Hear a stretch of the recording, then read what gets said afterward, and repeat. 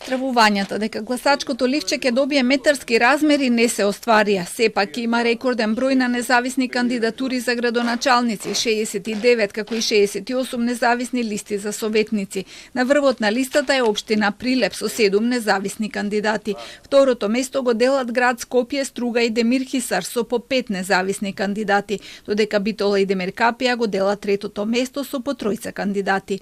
Во уште 30 на општини ќе има по 1 до 2 независни. Во Скопје независни кандидатури подигнале Горан Марковски, Драган Николовски, Сашо Маневски, Сашо Панговски и Демир Исмаил.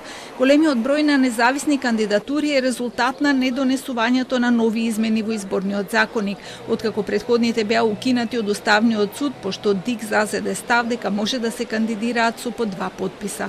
Уставната судика Ана Павлова Данева вели дека не е првпат партиите да не ги почитуваат одлуките на судот и затоа се создаваат вакви ситуации. Тој правен вакуум, што се предизвика, всушност се искористи во најширока смисла на зборот, да сега може секој да поднесува, што за демократијата е најверојатно најдобро.